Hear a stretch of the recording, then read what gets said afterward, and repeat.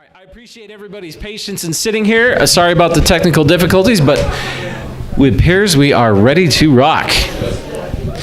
All right, so our next speaker, you may have caught him from Anarchapulco. He is the... It was already recording. Oh, yep, sorry. You may also have seen his material from Emancipated Human online, but Mr. Luis Fernando Mises.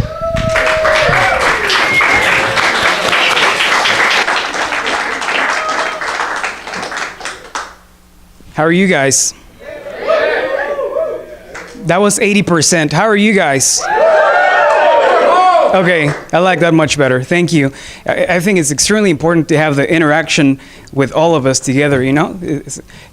Because I have this thing like, I don't like the authority, hierarchy, whatever. So it's the teaching is like all of us together, you know? So that's my most favorite thing. So I'll tell you something. It was very, very interesting to me whenever I posted on the group, what should I talk about? And I gave a couple of choices, you know? And what won was the inner journey. And I was like, well, that's peculiar because, you know, like I've been working on this for, I don't know, 8 years. And usually like, oh, you shut up, you know, like, yeah, whatever. So now it's like, the inner journey is getting like some interesting momentum, and that's super exciting. So again, my name is Luis Fernando Mises. Assuming that you know not everybody knows me, I live in the Dallas area, and I'll tell you a little bit more about me. So, yeah, the Mexican token of liberty. And kind of proud of that. Actually, I have a quick story of that. It was whenever I flew into Detroit. You know, I'm always dressed like this, and I got to Whole Foods, and then like everybody was just staring at me, and I noticed that I was like the only Mexican in town probably, and they were like, why are you like not working in construction? Why are you wearing a suit? Like, funny stuff, just awkwardness. So I'm a leadership development consultant. I've been doing that for almost 9 years. That part is extremely exciting, and it's basically like, you know, the biggest chunk of my income. And what we do is we present volunteerism to the corporate world. That's what it is. And what we do is we help people do away with the virus in their minds from command and control. So we go in and we teach them servant leadership, which you know, the pyramid of power, and there's the boss is on top of that pyramid of power, and the purpose of the boss is to tell people what to do, to punish, and to all of that, whatever. So what we do is we turn the pyramid of power upside down, and the real purpose and role of a supervisor, of a leader, of a boss, is to provide resources for the workers, because if you hire somebody, it's very likely that they already know what to do. So it's more like removing obstacles and growing people. That's the leader role. And that's super exciting to see. And, you know, a lot of people always shit on corporations, and like, I mean, I'm there all the time, and I see like how beautiful it is that, you know, Domino's is making roads and all the... And then leaving. I think they might be ready. I'm gonna go back. So on this one, how do I do the clicking? I'm sure it'll be the Or do you want somebody to operate it for you, Luis? yeah. All right, you want to get that sand out of the way? Luis, do you want one of us to operate the slideshow? You got it? All right, it looks like we may actually be up and running here. All right, I appreciate everybody's patience in sitting here. Sorry about the technical difficulties, but it appears we are ready to rock. All right, so our next speaker, you may have caught him from Anarchapulco. He is the... It was already recording. Oh, yep, sorry. You may also have seen his material from Emancipated Human online, but Mr. Luis Fernando Mises.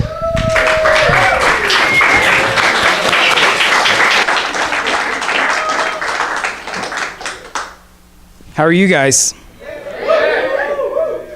That was 80%. How are you guys? Okay, I like that much better. Thank you. I think it's extremely important to have the interaction with all of us together, you know? Because I have this thing like, I don't like the authority, hierarchy, whatever. So it's the teaching is like all of us together, So that's my most favorite thing. So I'll tell you something. It was very, very interesting to me whenever I posted on the group, what should I talk about? And I gave a couple of choices, and what won was the inner journey. And I was like, well, that's peculiar because, I've been working on this for, 8 years, and usually like, oh, you shut up, yeah, whatever. So now it's like the inner journey is getting like some interesting momentum, and that's super exciting. So again, my name is Luis Fernando Mrs. Assuming that, not everybody knows me. I live in the Dallas area, and I'll tell you a little bit more about me. So, yeah.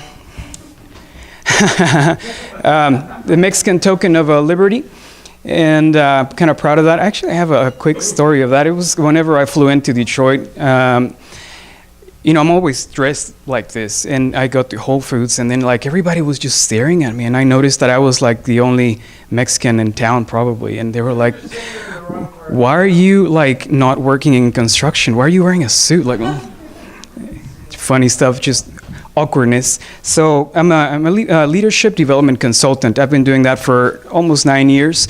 That part is extremely exciting, and it's basically like, the biggest chunk of my income. And what we do is we present volunteerism to the corporate world. That's what it is. And what we do is we help people do away with the virus in their minds from command and control. So we go in and we teach them servant leadership, which the pyramid of power, and there's the boss is on top of that pyramid of power, and the purpose of the boss is to tell people what to do, to punish, and to all of that, whatever. So what we do is we turn the pyramid of power upside down, and the real purpose and role of a supervisor, of a leader, of a boss, is to provide resources for the workers, because if you hire somebody, it's very likely that they already know what to do. So it's more like removing obstacles and growing people. That's the leader role. And that's super exciting to see. And, a lot of people always shit on corporations, and like, I'm there all the time, and I see like how beautiful it is that, Domino's is making roads and all the, shit, like, I think their pizza is subpar, but that's beyond the point. Like I could do another hour presentation on just Domino's and whatever. So anyway, one thing that I like to say always is, I've gone to some of these conferences with like, 100, 200 CEOs, and basically what they always say is like, the government sucks, how can we take over? And that's like so beautiful to me, because then suddenly I see like all these evil capitalist corporations making parks and fixing roads, like all that selfish shit. So I'm like, wow, that's pretty awesome. Like, actually, life is better than what they show you in the news. And there's a bunch of reasons why. Like, one of them is, the anti-business rhetoric that they have, because, and we can talk a little bit more about that. But anyway, that's part of my work. That's pretty exciting. I work with Jeff Berwick. I do some of the newsletter stuff. I actually get to interview people from all over the world and trying to inspire people to maybe visit, vacation, or maybe just, have a second residence, or just like expat, become immigrants somewhere else. I'm an activist, and I'll talk about that here more in a second, but basically been doing the activism thing since 2011, and that has really changed my life in so many ways, because when you become an activist and you start doing that like yourself, then you have to learn how to make websites, you have to learn how to edit videos, you have to learn how to like interview, and like, there's a wealth of knowledge just by trying to do that work that's really helped me understand the world in a different way. I'm a medicine man. I hold ceremonies for San Pedro Cactus. I've basically done anything from like exorcisms to healing fevers, and that's like, we can talk more about that too. Fun stuff. Yeah, I love all that stuff, and well, I don't want to get ahead of myself. So if you have questions, I'll be here until Sunday. So cool stuff. I also sell kratom. And this is kind of funny because I got a brown recluse bite about 3 years ago, and it zapped my energy. And, I just couldn't stop working, right? So I found Kratom, and I started taking it every day, and I was like so amazingly blessed by that. And whenever I saw that the state was trying to ban it, I said, I'm going to start selling it because I know that all my friends are going to want to buy it if the government's against it. And soon enough, first thing I did is I bought 6 kilos. A week later, I was without any kilos. So I just kept buying and buying because some people were like, I don't even know what Kratom is, but the government wants to ban it, so I want to buy 3 kilos. I'm like, sweet. Yes. Yes, thank you, Jesus. And nobody ever heard of it until the government tried to. Exactly. It's that's great marketing, dude, So that's pretty cool. And celebrating my birthday here this weekend. It was 2 days ago, and so I'm camping with a bunch of cool people in Michigan. So that's always exciting, right? The premise, right off the bat, without the inner work, there will be no sustainable anarchy. That's basically what I'm trying to say in the next 40 minutes or so, because I do want to leave some, room for Q&A. And this is a very deep opinion, and I don't want to say it's an opinion because, there are whatever. So as you're going to see, hopefully I'll try to do good work at explaining all of this. So some background, I have always been a seeker since I was little. Whenever I was 7 years old, on 7th grade, I was reading Connie Mendes' Metaphysics, and I was reading freaking Albert Einstein theory of relativity, and I got kicked out of schools because I was not doing whatever boring bullshit that they were telling me to do, and I got caught reading some cool stuff that I actually liked. And my mom was there every week at school, and they even knew her name, or hey miss, how are you doing, the doorman and all of that. My mom was like, they know me, what the hell. So anyway, I've always had I'm allergic to authority, and I think I want to blame my parents for that. So I wanted some answers, since very early on. I started reading, and I got into a lot of metaphysical stuff. And we all get to voluntarism through different means. So this is just one page. That's just my life experience. So Akashic Records, tarot, shamanism. I was doing all of these things, and then San Pedro Cactus is an anarchist. This is a cousin of peyote. 2011 March. I was actually going through my yoga certification. I'm also a certified yoga teacher, and my mentor at the yoga place, we connected, and he was already doing shamanism, and he actually became a multimillionaire by 34 and moved to Peru at 36, and so he was teaching me. Just kind of took me under his wing, and I was in his backyard, and it was. I was kind of already libertarian by that time. So when the trip ended, it's 10, 12 hours, because that's brutal, long, and tough. I came out and I'm like, Mike, so Ron Paul is right. And he said, yep.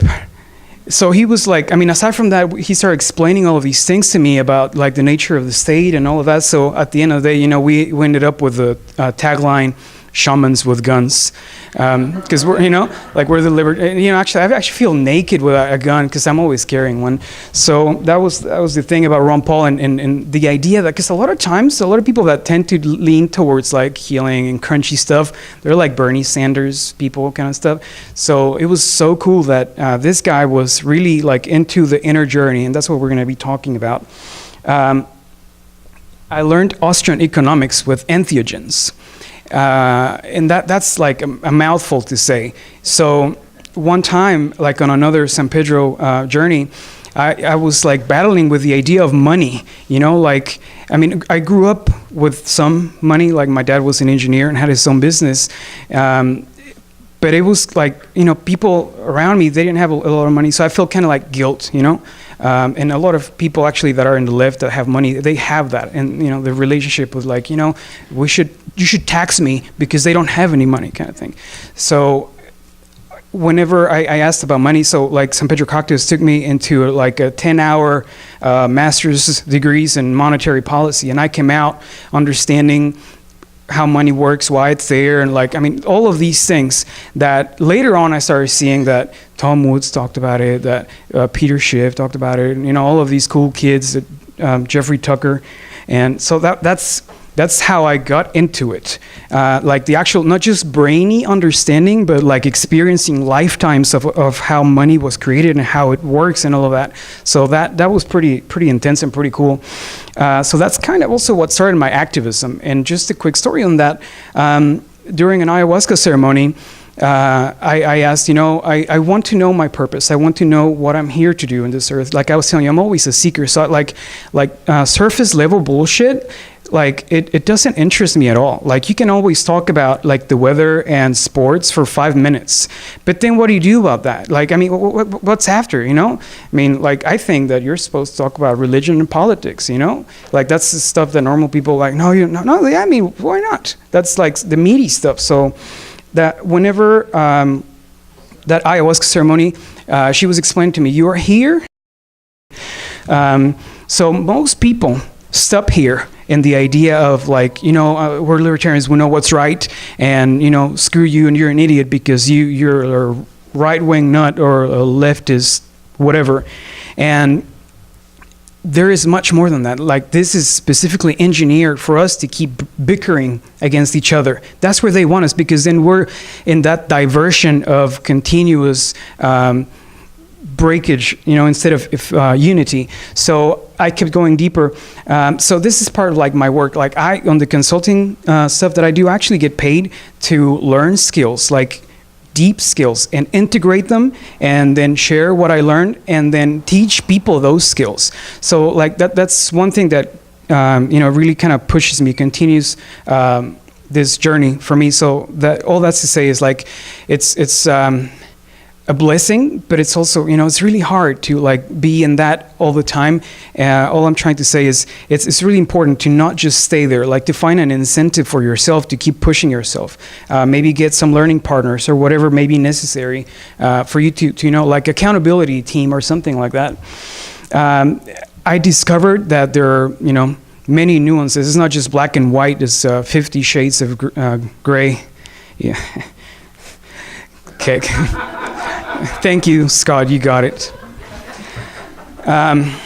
Actually, that movie was pretty bad. It was like not, you know, I was disappointed. At any rate, not everybody is fully good or fully evil.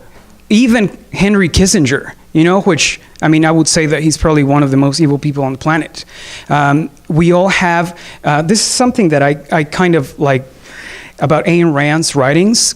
The good guys are always good and virtuous and beautiful and amazing, and the bad guys are always bad and evil and whatever. That's not real life, you know? I mean, I can understand that there's probably like some ideology and all of that, but all of us here have those gray scales, you know? Some days we move more to one side, some days we move more to the other.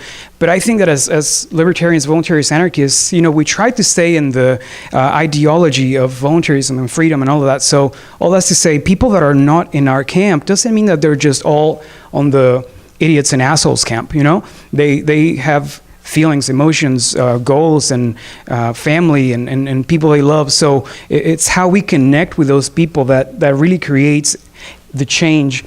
To try to change people's minds and hearts, they have to trust you. If you start yelling them that you're a cuck and you're like, you know, whatever it's en vogue to call them, they will never change their minds because they feel threatened. If somebody threatens you, what do?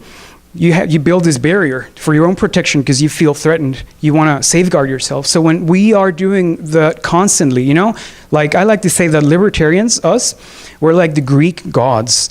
You know, why? Because we're always fighting against each other and nobody believes in us, right? So like we never get too far because like, okay, so like, we're just in Facebook fighting about like nuances that will maybe never materialize within the next 700 years. And then the excuse that I get is like, oh, you know, we have to perfect like our ideology so we can present it to people. I'm like, no, dude, no, we don't know. No. nobody expects perfection, you know? Like, we just need something that works, and then we keep, please don't step on it, I'm just kidding. So that's, and to be able to be trustworthy, you have to be respectful, peaceful, a good listener, and be patient. How many of you, and you don't have to raise your hand, but when somebody's telling you something, like you are finishing their sentences. I actually blocked Scott Bowers for like 2 months because he did that to me. So the whole idea is like, you know, and what the sentences that you're finishing for them are probably 90% inaccurate. It's not what they want to say. You're just like telling yourself stories in your mind. So the idea is, one of the skills that we teach in the consulting firm is we have 2 ears and 1 mouth, and we should use it in that ratio, you know? So listen twice as much as what you speak.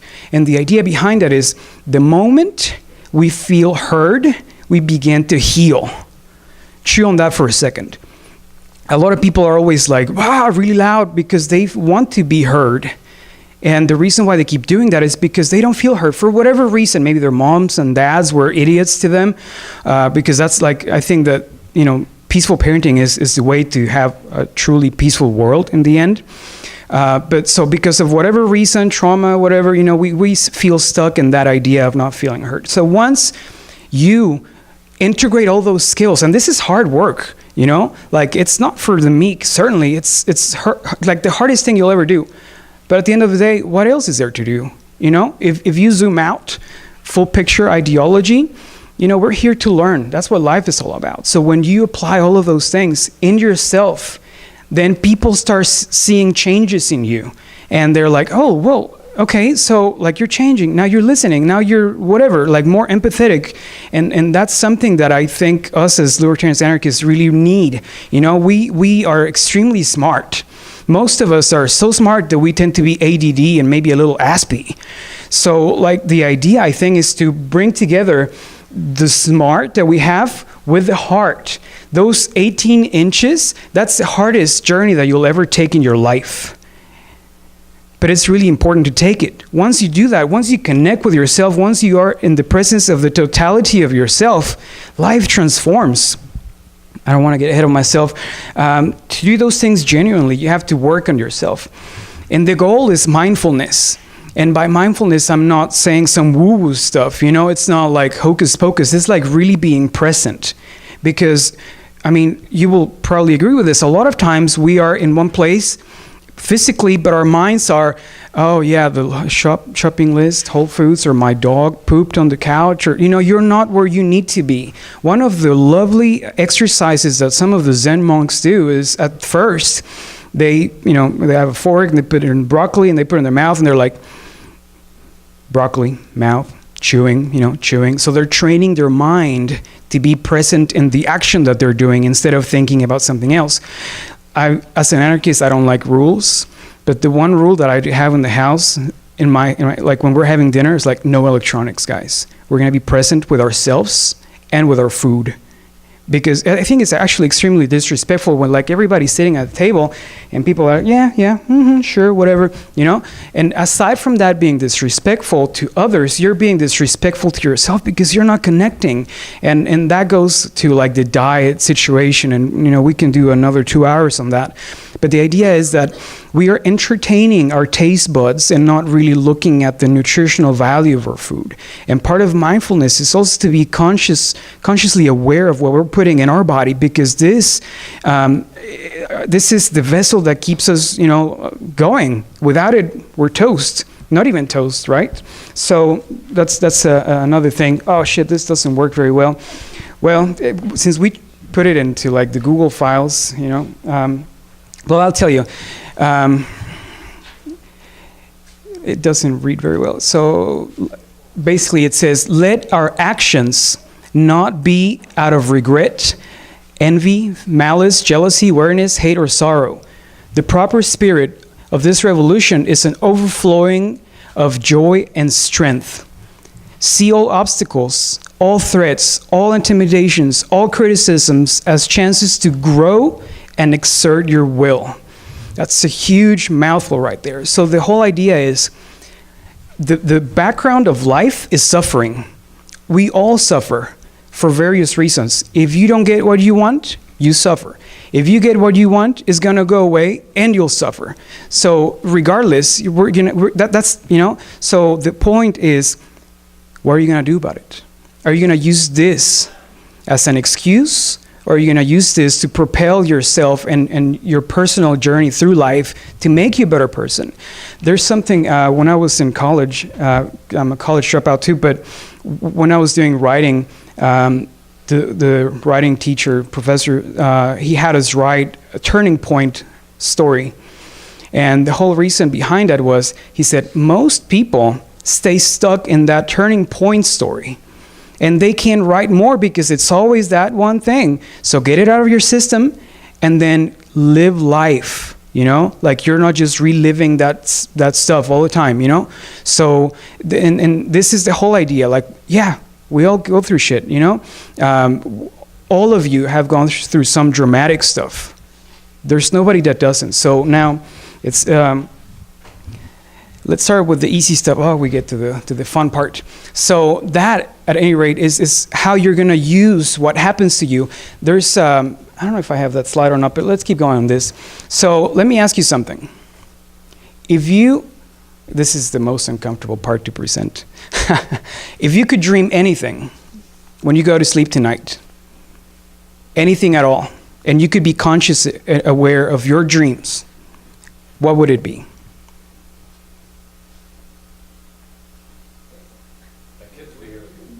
Huh? Yeah. Your kids with you. So what else? To fly. Yes. What else? Yes. So my findings are that, the first couple of weeks when you do this, you're going to have the coolest dreams. You're going to have most love, most, money, most powers, like all sorts of cool things, right? But everything gets boring after a long time. Even, if you eat the food that you love for like 3 months straight, you're going to hate it. So once that happens in the dream aspect, you're going to start adding some adventure to it, maybe. You're going to put like maybe rescuing damsels in distress, or you're going to be Superman, some sort of like heroic stuff just to spice it up, all right? So that also gets boring after a while. You're the hero, you're, the king, the queen, whatever. So say with me, this is pretty cool. So what happens next? You keep adding more drama to the situation to make it more difficult. Maybe, perhaps, you will even throw in that you don't know that you're dreaming. So when you wake up, you're like, holy shit, that was such a wild dream, So in my, after doing shamanic ceremonies for all this time, like what I was able to understand is that that's what the universe does. Whenever you are everywhere, everyone, nothing's outside of you, you're peaceful, you're one, you're the universe. But at the same time, you are like whenever the universe goes into that dream state was when physical manifestation happens. That's all of us, being shattered into billions and billions of pieces of individual consciousness. We are the event horizon. So we can move from being a victim to being a hero. One of the things that we also teach to executives is, okay, yeah, all of this shit happened to you, but tell me your life story as if you were a victim. And then they tell us all their drama, whatever. And then, okay, use that same story, but turn it as if you were the hero of the story. What would you have done, or how was that like? So the same person, the same life changes just on how we express our story. What that means is the stories that we tell ourselves are reality.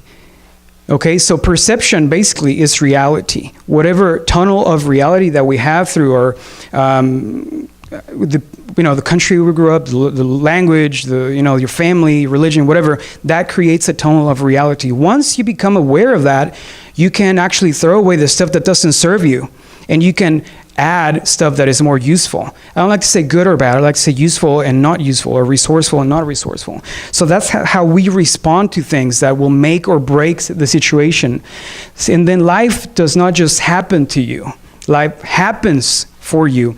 Now, this is the whole idea about the inner journey and sustainable freedom. Is a lot of times we want to blame the government for things that you know, like, oh, you know, I don't have enough money because of the government. I can't.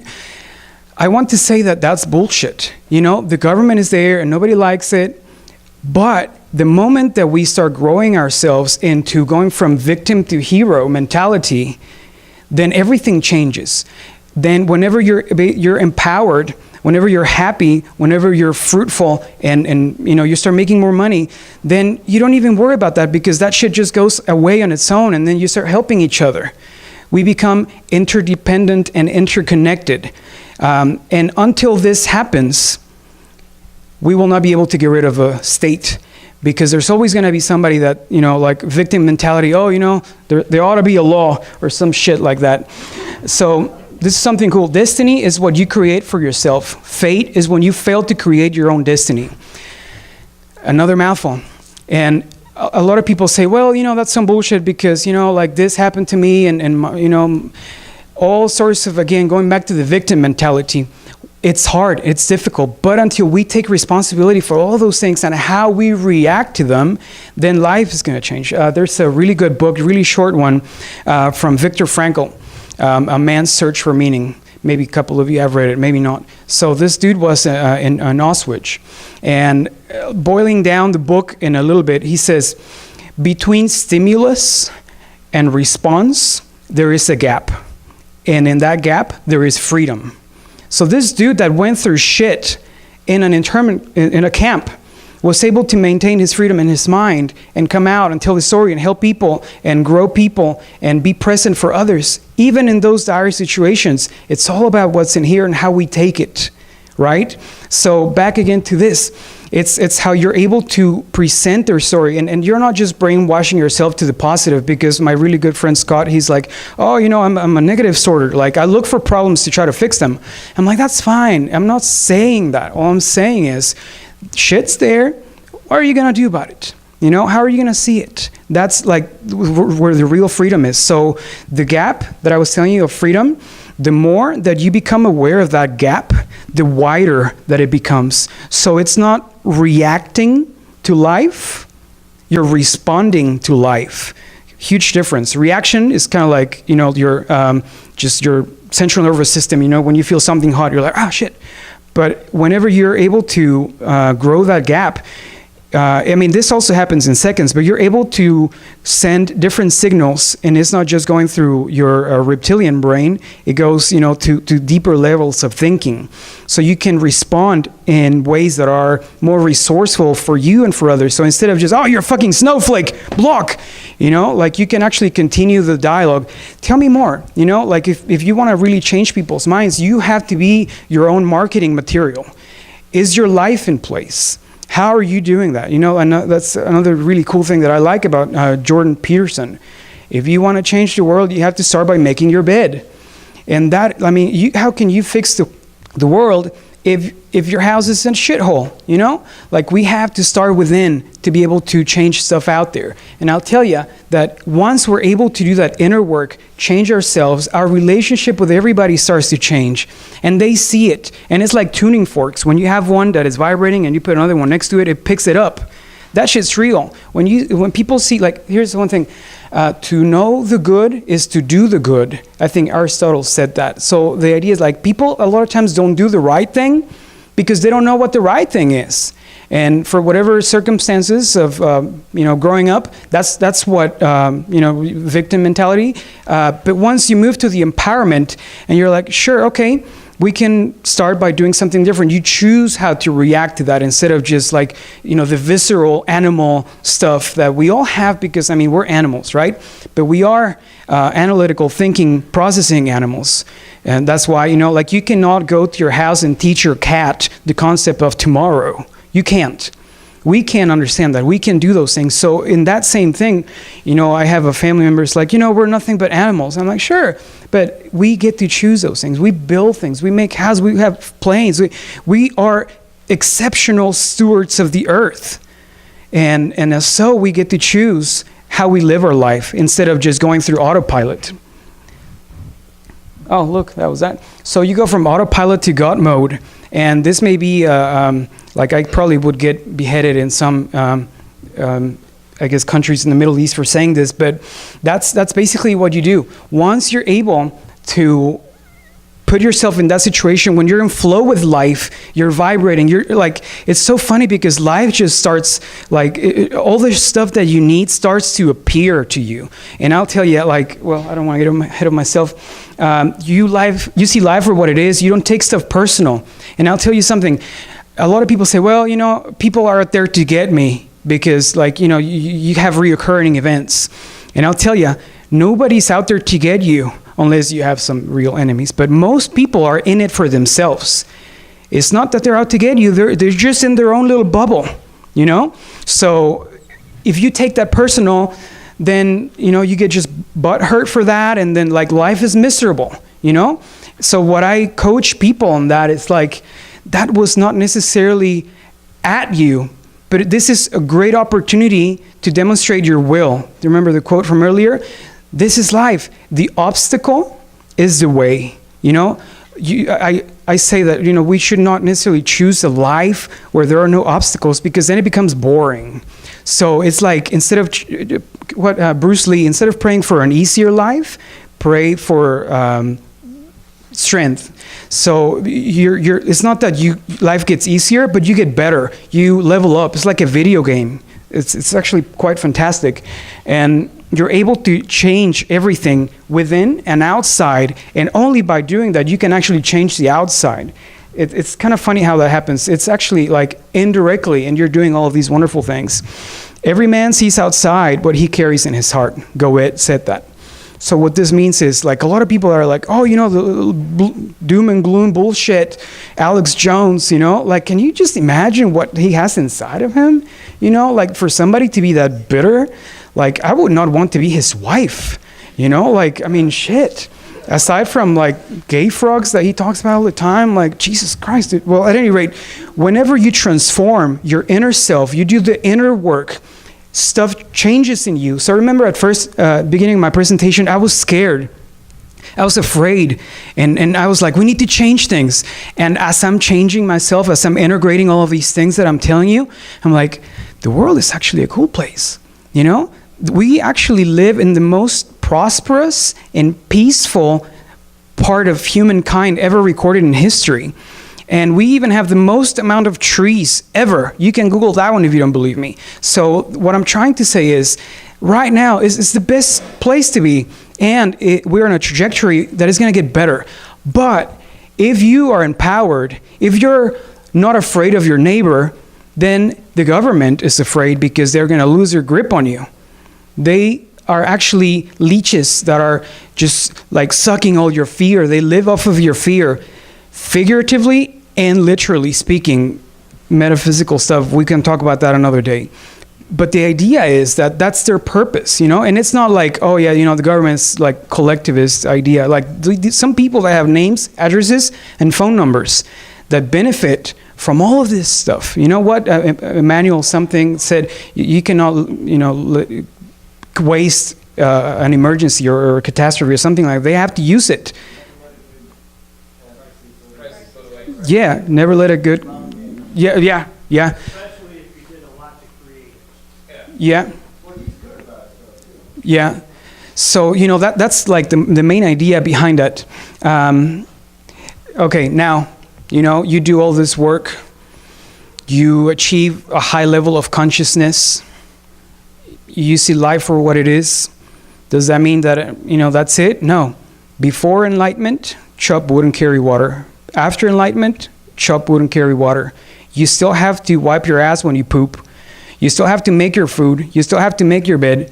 It's not like suddenly like you're beyond those things, and kind of like I'm gonna throw some shit on some like when some people peers of mine that come here and speak, not here but in other places, suddenly they like all this stardom, they've made it, and they don't want to talk to normal people anymore because that's like, oh yeah, I'm beyond that. No, like that's just where the work starts.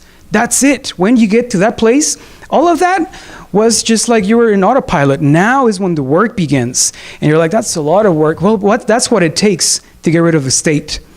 You cannot get rid of it in any other way because it will always come back because we have that virus still in our minds, in our hearts. It will come back.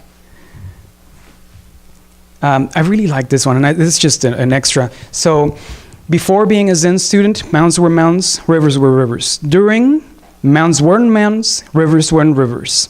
After received Satori, mountains were mountains, rivers were rivers. The whole idea is like when you're so deep into this, activism and all of these things, you're like, yeah, it's gone, like, no, like you still have to come back. You still have to, like, this is when you become present for others.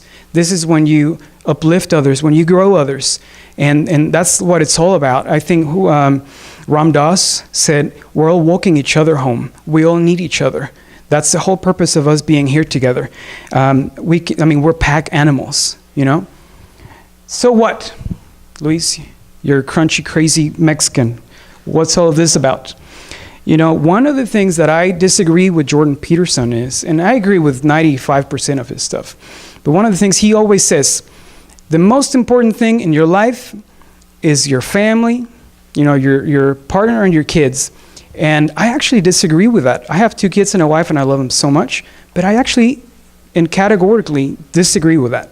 I think that your purpose defines you, and your purpose is what brings about the people that you need.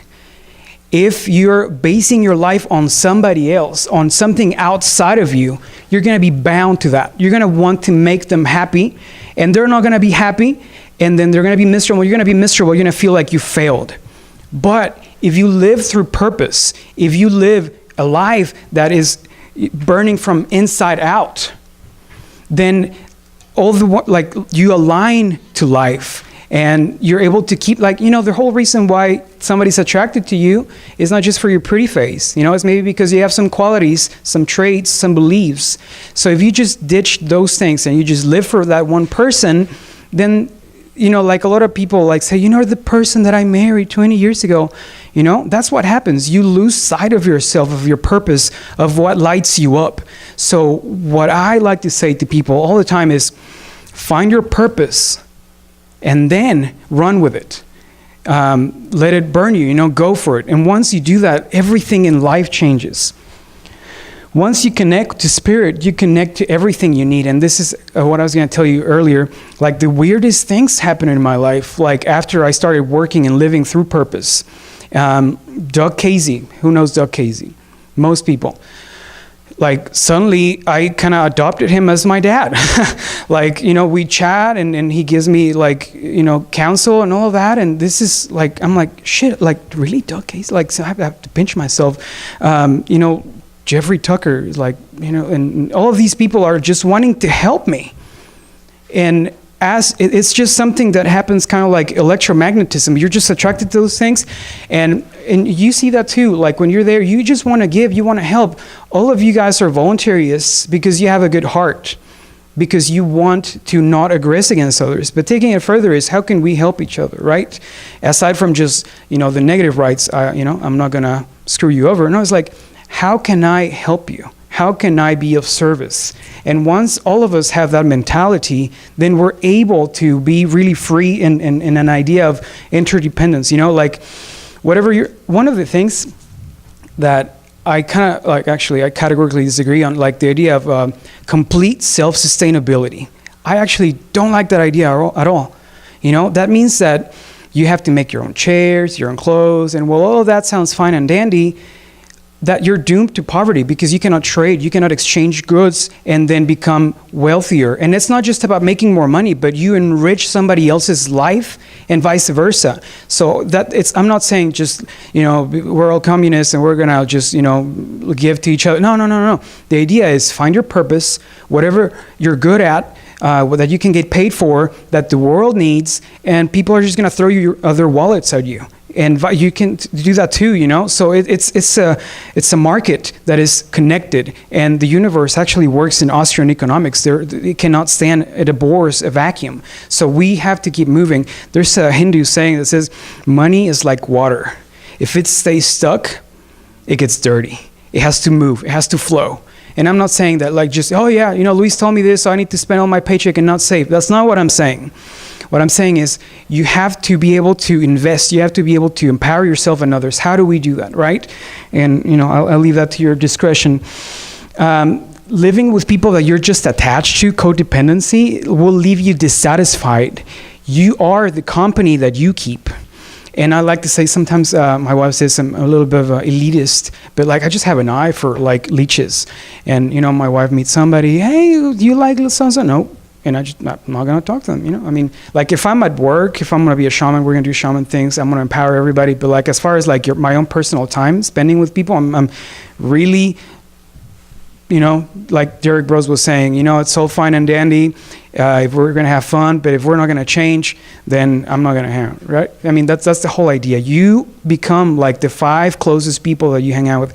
And the worst way of saying it, my dad always told me, he said, if you hang out with losers, you're going to be a loser. If you hang out with winners, you're going to be a winner. Which one do you want to be?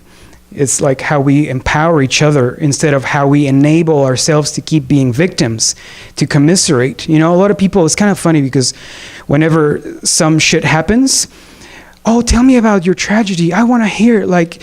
And here's my tragedy. It's always about tragedies. It's not necessarily about hearing you out. It's just about misery loves company.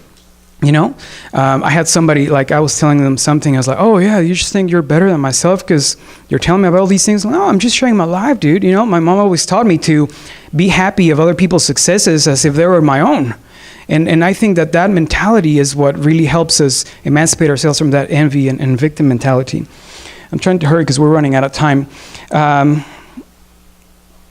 This is actually pretty awesome. People that live through purpose, that live their will not be worried about fucking you over. I'm too busy creating my amazing life and helping others. I'm too busy doing awesome stuff. I'm not going to try to screw you over, right? In fact, if you need me, I'll be there. How can I be of service? How can I help you? I can't remember who it was, but it said, whenever you're selling something, don't try to do the least amount that you can get for $1. Try to do the most that you can get paid for that $1. Is that extra mile that will get you customers, clients, people that you love. How can I give you more? And a lot of times, with the right circumstances, it's like an electric cycle. It comes back at you. Actually, I like to say that the universe is a boomerang because everything you throw out comes back at you. And there's a book by Dieta called The Way of the Superior Man, and he talks about the 3rd level of Superior Man is like you give. And you're not just looking necessarily for a transaction, but how can you give? How can you help? And, what are you going to do to change the world? Why are you here? Are you just here to survive for a paycheck? Or are you here to actually thrive and do, your life's purpose? There are 3 ways of making money. One is a job. And everybody that has a job hates their job. You see posts on Facebook, oh shit, it's Monday. I hate Mondays. You don't hate Mondays, you hate your life. And that's just as simple as that. I wake up and I'm pumped and I'm so excited because I get to interact with people that want to grow their own lives and I get to help them do so. And in return, they give me money. So, it's like it's a circle. We all help each other. And that is beautiful. So again, it's not that you just love Fridays and live for the weekends because that's such a miserable life, And I'm not saying that I guess this is what's next. Yeah, not everybody's supposed to be Elon Musk, I'm not saying that you have to make rockets. No. My mom said, I don't give a damn what you do for work as long as you give your best effort. She said, you can be the trash man as long as you're the best trash man in your town. Whatever it is that you do, in any aspect of life, as long as it benefits you, your family, and the circle of society that you get to touch, you're a successful person, whatever it is that you do. So I'm not shaming any jobs. I'm not doing any of that. I love all of them whenever you're doing them with purpose because that's what really moves the planet. Mindfulness transforms every activity into a spiritual practice. When you're really present, when you're fully present, everything disappears. The deed and the doer become one. And I guess I'm getting ahead of myself. That's it. Flow. Anybody knows about flow? Couple people. So the main premise is when the skill level, so this is the skill level and this is the challenge level. When your skill level is low and your challenge level is low, you have apathy. You just don't give a damn. Because this is too hard, I don't have the skills. And, it keeps moving and whatever. So the idea is to have really good challenges that meet with your skill level and you turn into a flow state. I'm 5'8", but I used to be in varsity in high school, believe it or not. Actually, Dennis Rodman was my hero. Yeah, before he was, back in the North Korea situation. So the idea that I'm trying to say is like whenever I was playing basketball, everybody outside of the game did not exist anymore. I was so in tune with the game, with the ball, and everything was flowing. The deed and the doer become one. And for those of you that do sports, you will relate to this. But it not only happens with sports, it happens whenever you're present in the activity. If you're doing spreadsheets, if you're watching a show, if you're cooking, it's just the flow of life, and it gives you so much energy. Even after working a 12-hour day that I do most days, I'm like, I just want to keep going. And my wife's like, dude, you have to eat dinner, you have to go sleep. I'm like, but this is like, oh my God, this is so amazing. I cannot understand people's whatever. Like if you just tell them, oh, today's Wednesday. Oh, what? It's Wednesday? I can't believe it's Wednesday. They just freak out about the stupidest things. But if you're really just being fulfilled by that purpose, you can just go on forever, But when you do that, you're also transforming and teaching other people to do that. Your kids, instead of teaching them to hate work. Most of us are going to have to work for many, many years. Might as well do something we like, and teaching our kids to do the same thing, We practice unschooling, and the way I like to explain unschooling is we throw books at them and see what sticks. And whatever sticks, we just push forward with that. So a little story with my 9-year-old, at 5 years old, I'm like, dude, you need to learn how to write. I'm like, no, why? Siri does everything for me. So, shit. Okay. Well, whenever, he didn't want to do anything else but video games. And I love video games, but I'm like, you're not just going to do video games. You have to do something. So what I came up with is I'm going to put you in a coding program. So he started coding and making his own games at 8. So again, doing what you're good at for a purpose, and that will change your life and it will change the world, right? Remember my friend that I was telling you that retired at 34, he was making games for the App Store. So, it can be something that is not as glamorous, as making games, but if you're doing it with purpose, you're going to succeed no matter what.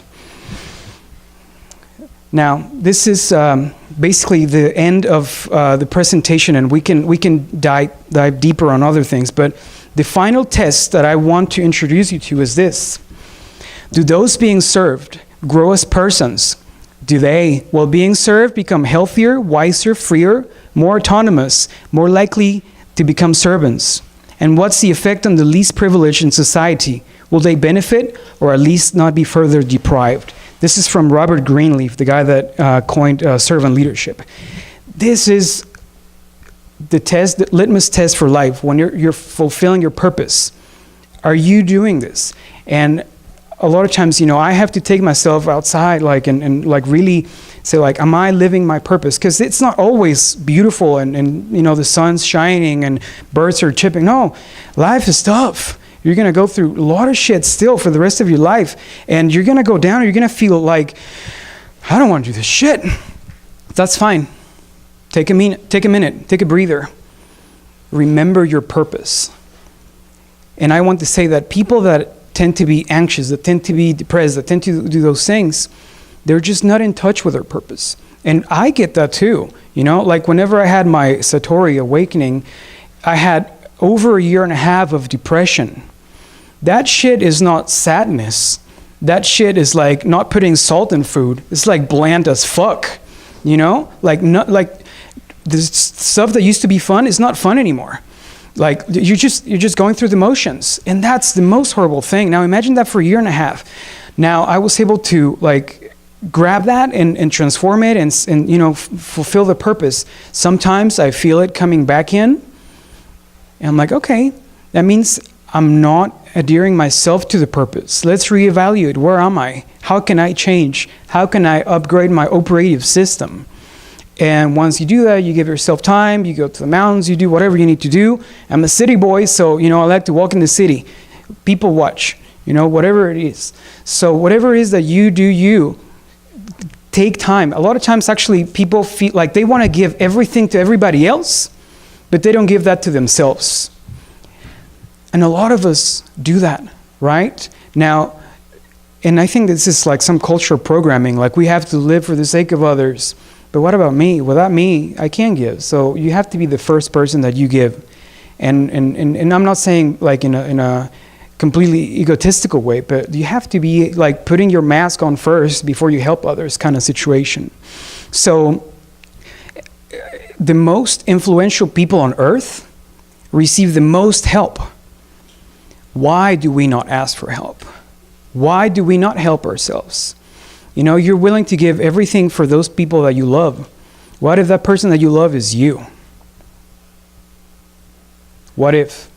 And that's how the end of this part of the presentation, and we can do some Q&A for you guys and whatever, if you want to come here so they can hear you with a mic, or just yell it out and I'll repeat it.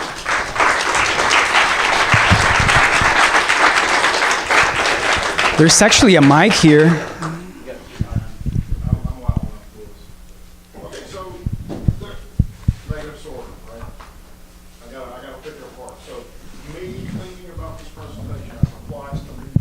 Yes, sir. And because a lot of that stuff you said is me. I mean, all of those things you rattle off, I'm like, well, I did that just yesterday. But there's something that is lacking in this instruction, and that's the concept of time. Yes. Time. If we're, we bust our ass all day long, we work our asses off, we got our kids, everybody's feeding and great around the campfire. And then the wolves show up to the campfire. We know that, given enough time, we can convert these wolves into faithful, mutually beneficial companions where they help us hunt. All of this stuff. We would not be here today if we did not cross that bridge with these animals. But at that instant, they're starving, and they see us as food. So I see this problem with me. I see this problem with these alt-right folks. Is they're afraid. They feel that there is an enemy at the gate. Like today, because of these Trump issues, we got handed a 47% increase on the cost of caustic per pound, sodium hydroxide. It goes into everything that we make. Yes. And we're scrambling like, holy crap. So this wolf is there ready to eat you. And yes, given enough time, this, that, and the other, we can do this, cross these bridges, but right then and there, we have to spit on our hands and raise a black flag and start cutting some throats. So, but once again, perception. So, this fear, what do you say? Am I kind of... Yeah, totally. I think that, Point out that the microphone actually goes to the recording, so if you want your question heard in the recording. Yeah, so I can repeat it here. I have in the Mac, but the next person, I want to invite you guys to come here. So what he's saying is like, there are threats that are actually happening. What are we going to do about them? The state is predatorial by nature. What are you going to do about it? Well, at this point, what can you do about it? I think that I actually quit as the general manager of the universe. So I decided that I can't fix all the problems. No, this is funny, but it's not. Like a lot of us think that we can fix all the problems in the world, but we can't. So we have to start with ourselves. What can I do? Again, Doug Casey, my mentor, he said, we have to make friends with corruption. I love Derek, but he says, don't use the dollar. I can't not use the dollar, So, how can you move around those things? Maybe write off whatever's or get a different person. So, I don't know exactly, but there are ways to where you don't have to just... But that fundamental point where the two parties have to interact, and it's instantaneous, and usually you can think about it, you have to do something to respond or survive, but the ramifications of those interactions, no one understands. Right. It's like the cop and the guy, and they tangle and somebody gets shot or stabbed. Right. From our perspective, it just sends so many different groups off into chaos. Sure. I agree completely. I think that's my biggest issue closing that gap. I think it's a lot So, I mean, you mentioned the idea. Would you start sliding throws? I mean, is that what we're about? Like, yeah, I personally, like, see, there's the thing, like, I think Nietzsche said that we have to be mindful that when we're fighting something, we don't become that thing. So I think that we have to be, like, really centered and not retaliate with the same thing. And ultimately, like I was telling you, not even Henry Kissinger is, like, 100% evil. So, like, how can you get to that? And there are ways, and I don't have all the answers, but all I'm saying is, like, we don't have to resort to the same techniques, and there's other ways. And again, like, make corruption your friend. Do whatever you need to do.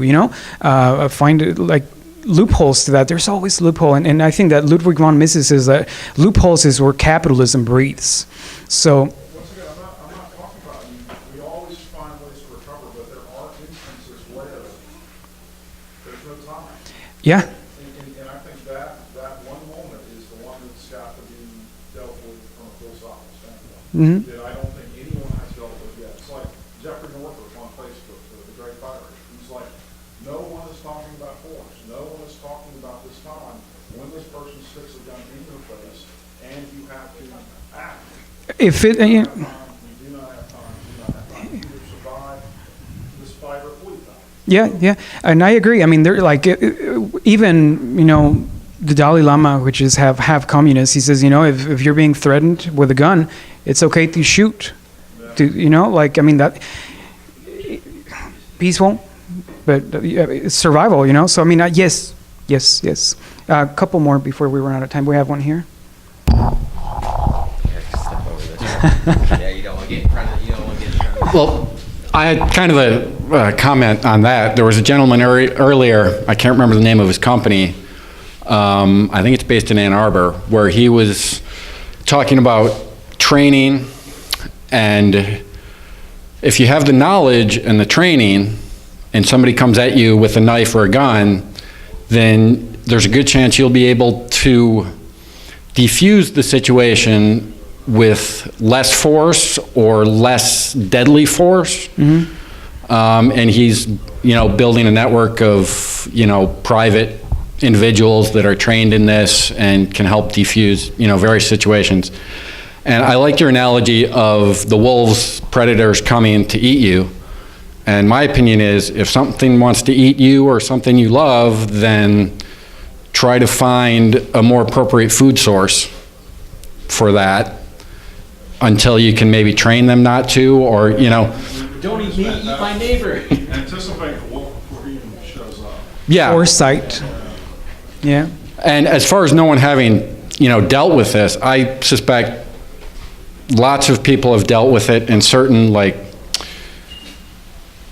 spiritual ways. When you're talking about that one moment, that's where when he was talking about the flow comes in.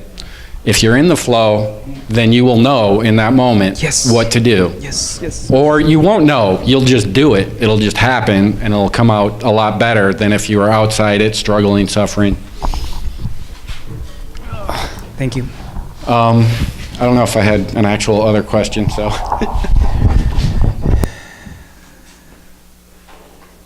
right. Thank you. Thank you, Luis.